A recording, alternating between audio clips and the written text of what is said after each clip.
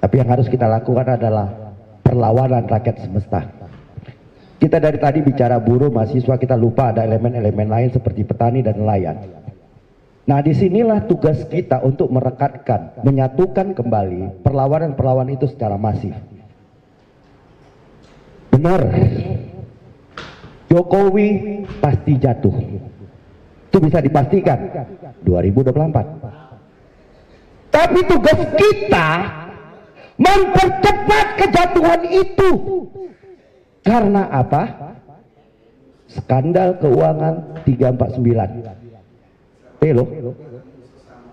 Belum lagi pembantaian rakyat, Kanjuruhan, KM 50 sampai detik ini kita nggak tahu siapa pelakunya. Belum lagi penyiksaan terhadap rakyat.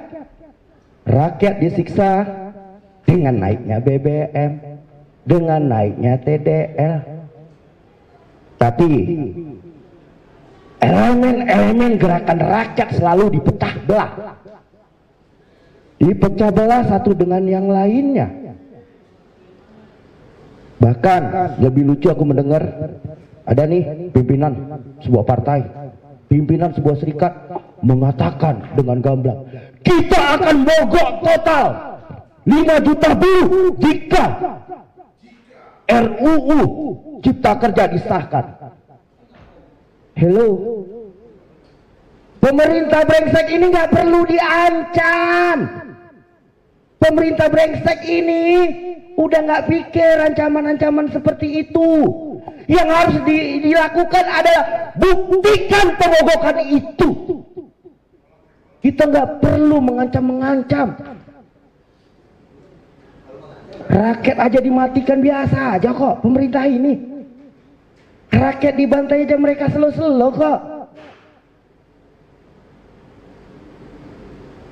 Pembuktian yang harus kita lakukan kawan-kawan. Nggak perlu ancaman-ancaman itu. Lu ngomong 5 juta buruh mau mogok, tuh pemerintah ratusan juta rakyat dimogokkan. Langsung dibayar tunai ancaman itu dengan pemerintah. Jadi nggak perlu lagi diancam-ancam. Tapi bagaimana kita bergerak, bersinergi bersama-sama melumpuhkan jalur-jalur vital. Buruh-buruh keluar dari pabriknya, mahasiswa keluar dari kampusnya, petani-petani keluar dari ladangnya, nelayan keluar dari lautnya. Kita lumpuhkan kota, kita lumpuhkan jalur transportasi. Itu yang harus kita lakukan. Gak perlu kita ancam-ancam pemerintah yang bebal ini, karena sumber masalah sudah jelas. Hanya satu, dia sudah mengatakan tidak ada visi dan misi menteri, yang ada visi dan misi presiden. Jadi apapun yang terjadi di negara ini, salahnya tetap presiden. Apapun yang terjadi, apapun masalah yang muncul, salahnya tetap presiden. Karena sudah dikuncinya dengan kalimat tidak ada visi dan misi menteri. RUU Cipta Lapangan Kerja yang menjadi Undang-Undang nomor 6 itu kemauan presiden. Undang-Undang Minerba kemauan dari presiden. Apa sih produk Korea-Korea di Senayan sana? Karena kita tahu hari ini kita nggak punya pemimpin. Kita nggak punya presiden. Yang kita punya hanya perpanjangan tangan oligarki. Padahal jelas konstitusi kita menyatakan dalam pembukaan Undang-Undang Dasar bahwa sesungguhnya kemerdekaan itu ialah hak segala bangsa. Dan bangsa kita hari ini dijajah kembali dengan modal. Dan sialnya tuh banyak dulu tuh lembaga-lembaga yang teriak NKRI harga mati, NKRI harga mati. Ya matilah rakyat dimatikan. Di mana letak NKRI harga mati itu ketika tambang-tambang kita dikuasai oleh asing? Di mana letak NKRI harga mati itu ketika laut kita dengan gampangnya kapal-kapal asing masuk? Dan kita selalu dikemas oleh jargon-jargon kosong. Rakyat selalu dibodoh-bodohi, rakyat selalu ditipu-tipu oleh kemasan sederhana dan merakyat, baju murah harga 100.000, 100.000, tapi tas istri Louis Vuitton, Hermes dan lain-lainnya. Ini kan jargon-jargon kosong yang diberikan pada rakyat. Rakyat dengan gampangnya mengatakan, kami ingin presiden yang layak. Gampang kita mengatakan itu, kawan-kawan. Tapi hingga detik ini, pemimpin kita, presiden kita tidak representasi rakyat, melainkan usulan dari parpol dengan apa? Dikunci 20%. Apakah kita memilih presiden di pemilu? Apakah kita memilih presiden kita langsung? Tidak, kawan-kawan. Yang kita pilih hanyalah pilihan partai politik. Itu realita yang terjadi di negara kita, kawan-kawan. Sementara gubernur wali kota bisa independen. Terus kita bicara konstitusi. Sementara pemerintah kita nggak patuh konstitusi kok. Udah jelas-jelas Mahkamah Konstitusi mengatakan inkonstitusional Undang-Undang Cipta Lapangan Kerja. Tapi apa? Muncul Perpu Haram Jadah dan melahirkan undang-undang yang haram jadah juga bagi buruh, bagi rakyat Indonesia. Inilah kegelisahan-kegelisahan kita, kawan-kawan. Kita ini di sini berhimpun orang-orang yang gelisah. Gelisah melihat kondisi bangsa kita yang amburadul dan carut marut. Kita diwajibkan bayar pajak. Dari mulai pajak pendapatan, pajak PPN, alah banyak kali pajak-pajak, bahkan beli rokok, bahkan beli popok aja wajib pajak kita bayar. Tapi brengseknya, uang pajak yang kita bayar hanya untuk memperkaya mereka. Lihat tuh, Dirjen Pajak. Hah? Tengok kekayaannya. Ada lagi statement kepala negara mengatakan ASN jangan umbar kemewahan. Jangan menunjukkan kemewahan.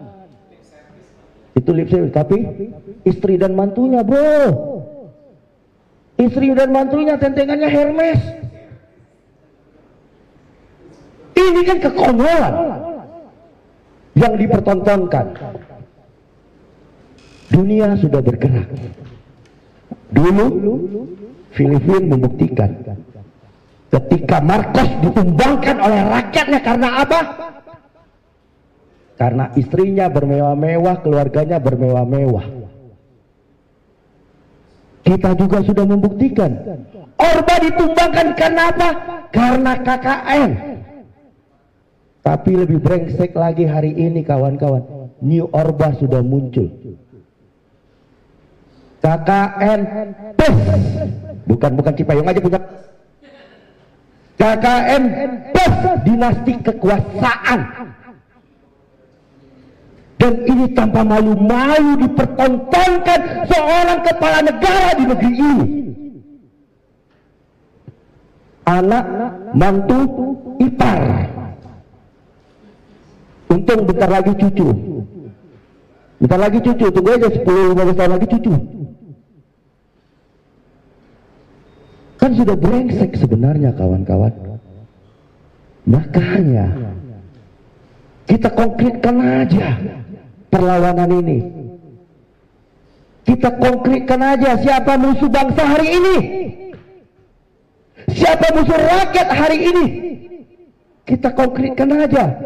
Musuh rakyat hari ini adalah pemerintahannya sendiri. Itu kita konkretkan, kawan-kawan. Kalau masalah ditangkap, abangku Jumhur pernah ditangkap kok. Mengambil perjuangan? Tidak, malah makin total berjuang. Kalau masalah ditangkap, Soekarno-Hatta juga ditangkap kok. Tapi yang pasti kawan-kawan, ingatlah, hidup hanya sekali. Kita diberi pada pilihan, mati mulia atau mati terhina. Itu hanya pilihan sama kita. Tapi aku cuma mengajak rekan-rekanku semua tetap konsisten berjuang di garis rakyat. Tetap kokoh berdiri menyuarakan suara kaum-kaum yang tidak bisa bersuara, kaum-kaum yang dipaksa dibungkam. Kita harus konsisten untuk itu kawan-kawan. Kita harus tunjukkan ke depannya kita tidak lagi cuma berorasi. Kita tidak lagi cuma hanya kumpul-kumpul. Ke depannya kayak tadi bilang, ya minimal kita terawih bareng, kumpul-kumpul puasa terawih bareng di DPR MPR.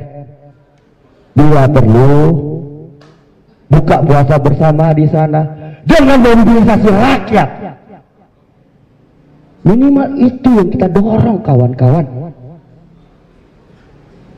Bila perlu lagi sampai sholat id di sana kita. Total kita melawannya. Total kita melawannya. Bukan sebatas lip service semata atau melunturkan tanggung jawab kita sebagai pimpinan-pimpinan organisasi. Tapi melawanlah dengan totalitas, teman-temanku. Ketika kita melawan dengan totalitas, maka apapun bisa kita wujudkan. Dan kekuasaan ini harus benar-benar kita rebut sehingga kesejahteraan sampai ke piring rakyat. Tidak ada lagi antrian pengemis.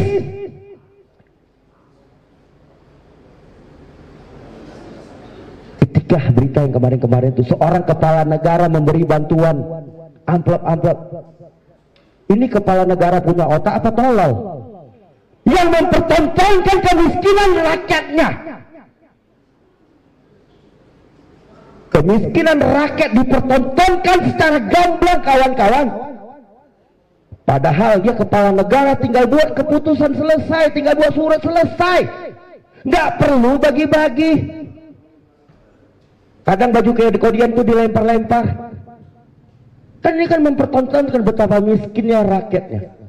Betapa hinanya rakyatnya hanya menerima bantuan dan belas kasihan.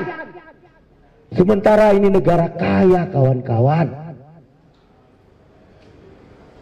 Ketika tambang dikelola dengan benar, masih satu sektor tambang dikelola dengan benar,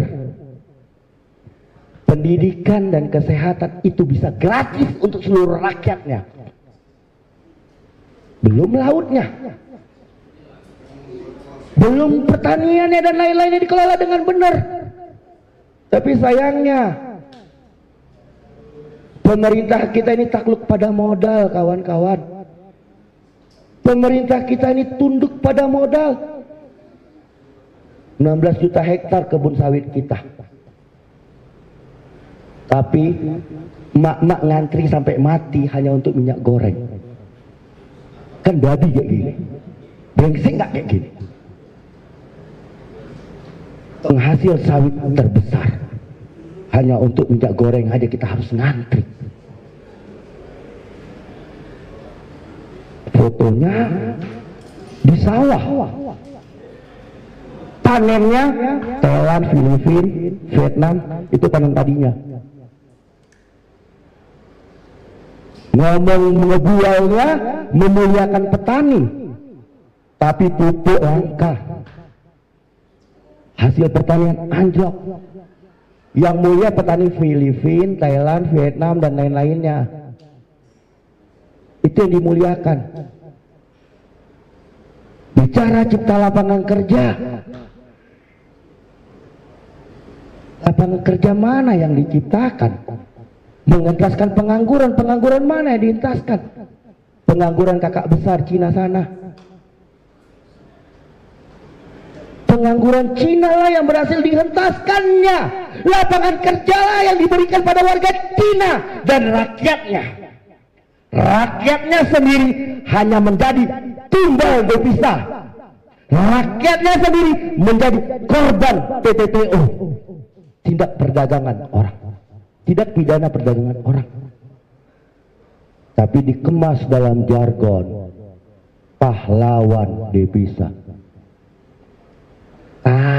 Kalau pahlawan devisa, yang benar itu tumbal devisa untuk memperkaya dan memfasilitasi kemewahan bagi para pejabat negara. Itu faktanya. Kalau mau bicara lagi, lihat kenaikan angka apa? Harta kekayaannya. Sementara rakyat banyak jatuh miskin sampai makan pun sulit. Makannya Senin Kamis, dari pagi dimakan malam. Tapi penyelenggara negara, pejabat negara meningkat tajam. Inilah kebrengsekan negeri yang katanya sudah merdeka 77 tahun lebih. Katanya sudah merdeka. Tapi rakyatnya hidup dalam garis kemiskinan. Ini faktanya. Karena cita-cita para pendiri bangsa kita hingga sampai detik ini belum terwujud, yang berdaulat, adil dan makmur. Di mana kedaulatan bangsa ketika asing merajalela? Di mana letak keadilan ketika rakyat dibantai tanpa dapat keadilan? Di mana kemakmuran ketika antrian pengemis berjejer rapi menunggu belas kasihan amplop yang tak seberapa itu? Inilah realita konkret di negara kita, kawan-kawan. Maka mulai malam ini, mulai hari ini, kita wujudkan perlawanan rakyat semesta. Mulailah kita mengkampanyekan, mengabarkan kepada saudara-saudara kita dari Sabang sampai Merauke bahwa rejim ini tidak lagi dibiarkan. Rejim ini harus kita akhiri bersama. Persetan dengan pemilu 2024, kawan-kawan. Marilah kita berpikir percepat pemilu. Jangan mereka yang berpikir saja mengatakan tunda pemilu segala macam dengan big data segala macam. Kita juga punya hak kok mengatakan. Kalau kita ingin percepat pemilu, kenapa rupanya tidak konstitusi katanya. Emang konstitusi yang ada hari ini mereka jalankan, mereka patuhi.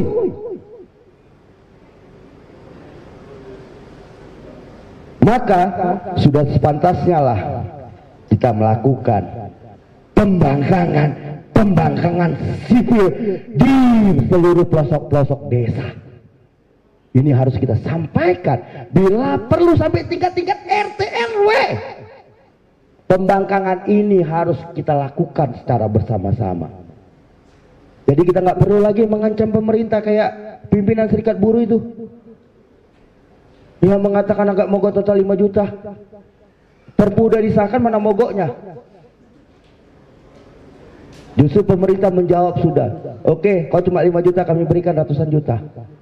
Mogok total juga, liburan lebaran. Karena tahun lalu juga dia mengatakan juga gitu, mau mogok. Tapi akhir Desember, liburan tahun baru. Oke kawan-kawan, sekian dari saya. Salam Niko Silalahi. Enak rakyat! Enak rakyat!